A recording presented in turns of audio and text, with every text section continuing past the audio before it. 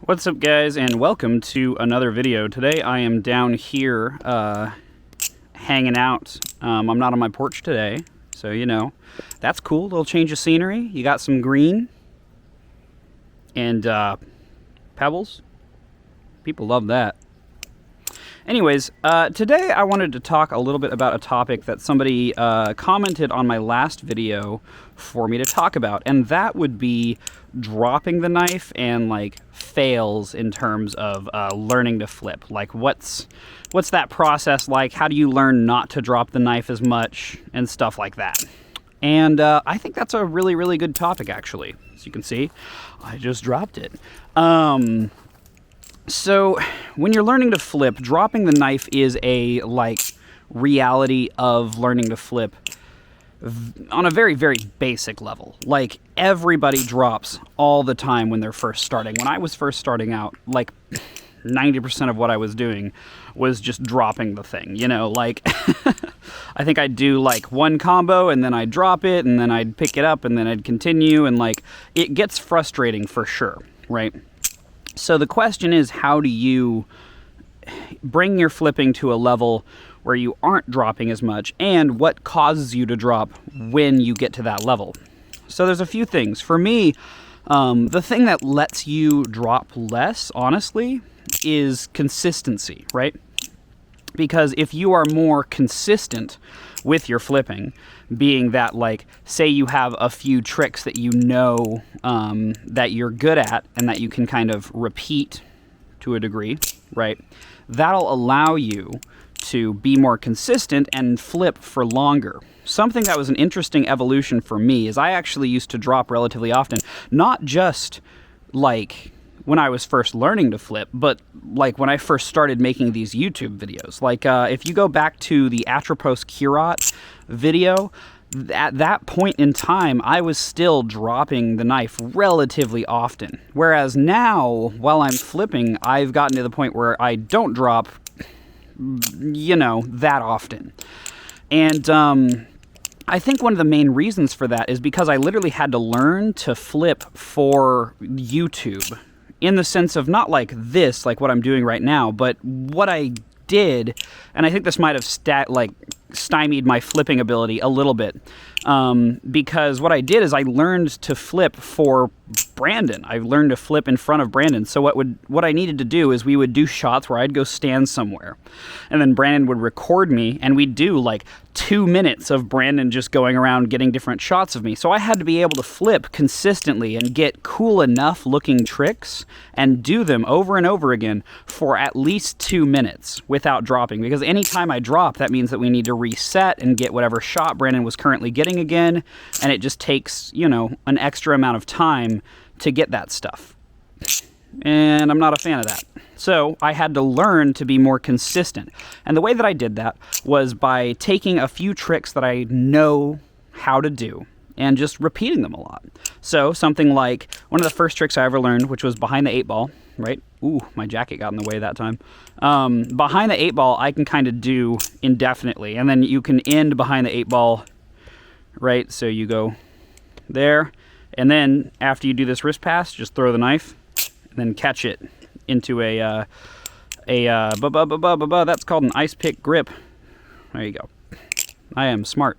So yeah, like that's something you can do, is, you know, just practice and do the same tricks over and over again. So if you watch old videos, some of the things I'll do is I'll do like behind the 8-ball a bunch of times, and then I'll do like this thing, which is one of my favorite things. I think I taught this in my first ever tutorial. This right here is like the trick, right? Like you can do this forever and people will be so impressed.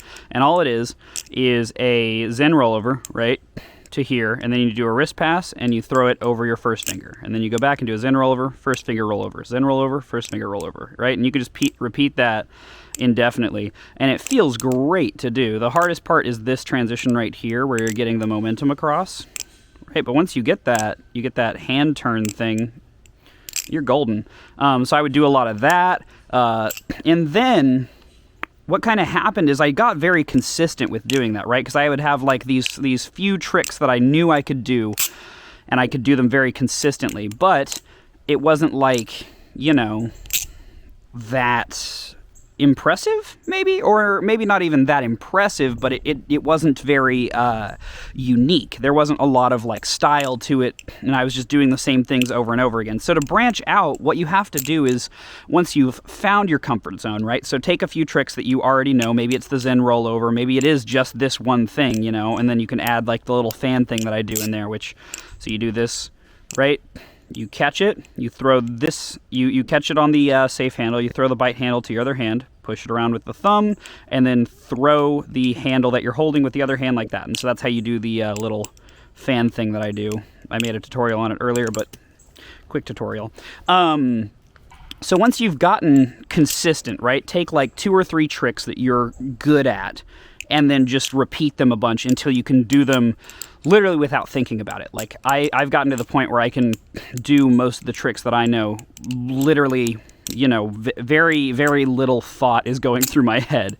No thoughts, head empty, while I'm doing it. And it's just because of repetition. Once you repeat something enough, eventually it becomes muscle memory, and that's the point that you want to achieve with something like that. So after you get past that point, the next step is trying to expand that comfort zone. So one of the first things I did was, I believe, a ladder. I think I was like, man, I really need to learn how to do a ladder. And so that was something, and I'm still not totally comfortable with the ladder, honestly, but it's something that I can at least like say that I've picked up better. And so that was something. It was like, hey, I have my routine that I'm pretty comfortable with, that I can do continuously and not have to think too much about it. But at the same time, you know, I'm going to add something new to it. So let's start with a ladder, right? And so I did that. And then that led to, okay, so what if I did like an underhand ladder? So I got good enough at a ladder. So then I tried this thing, which is, that's basically an underhand ladder. So what I'm doing there is I'm taking the knife, spinning it out, right? Like this, and going here with these 2 fingers, spinning it around, going here with these 2 fingers, bringing it around again, and then throwing it over my thumb, right? And so you can get this really cool effect from that of the knife kind of like swinging around in a pretty cool way. Bah.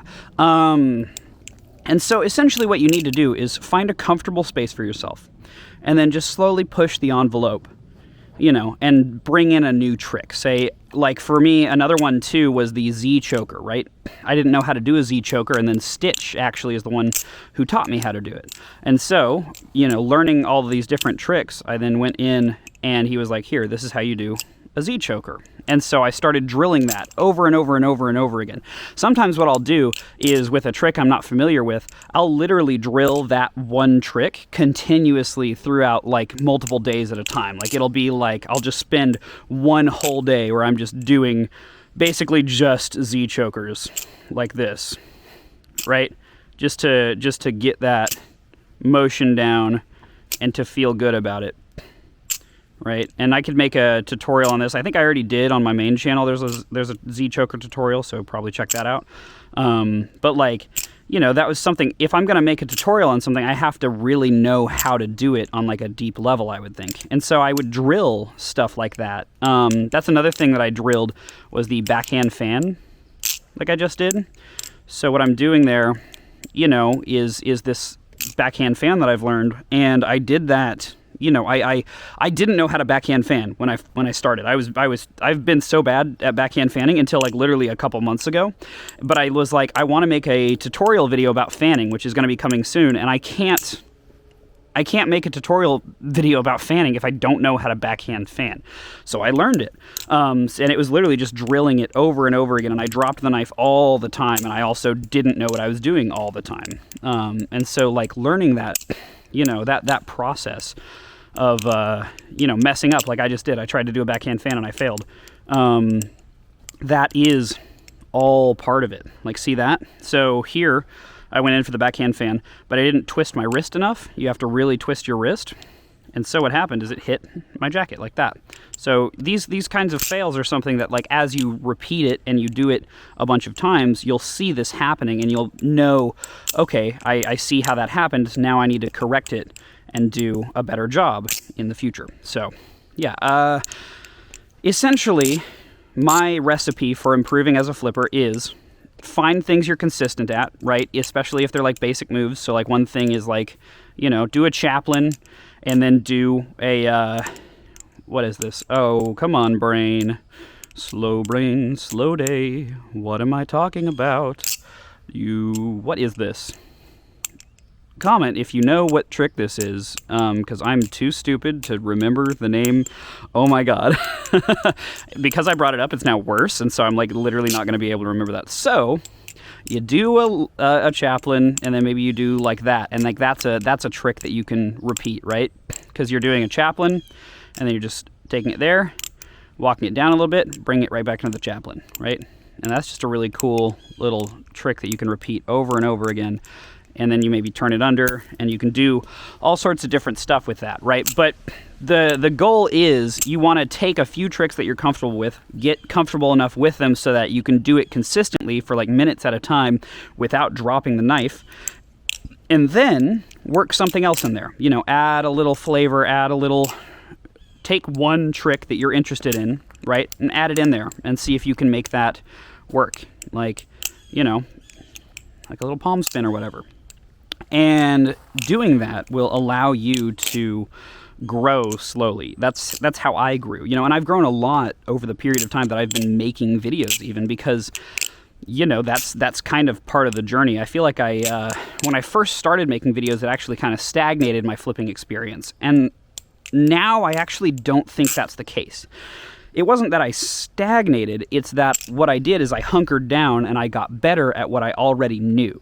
So instead of continuously trying to learn new things but never getting really good at the things I already knew, what I was doing is I was getting really good at the things I knew so that when I moved on to something better, I already had really good fundamental foundations, right? And so that's the thing, is that it may feel like you're stagnating, you know, if you're sitting there drilling the same tricks over and over again and you're like making this little repetitive combo that you're good enough at that you can do it kind of continuously. But the truth is, all you're doing is just honing those skills. So you really are moving. It just doesn't feel quite as satisfying as learning a new trick. So that's why I suggest adding in that extra little trick, you know, to really make things good.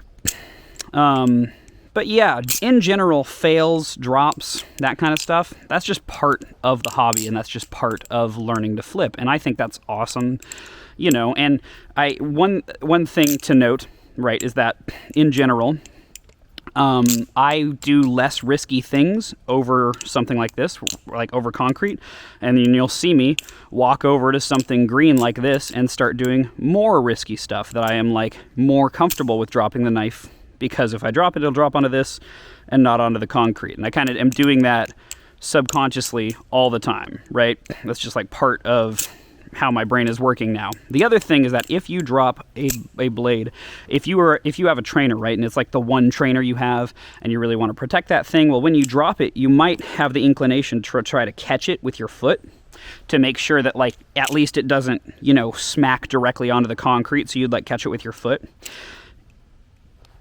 Do not do that with a live blade. And in general, if you have a trainer and you're dropping it, you shouldn't try to catch it with your hand or your foot.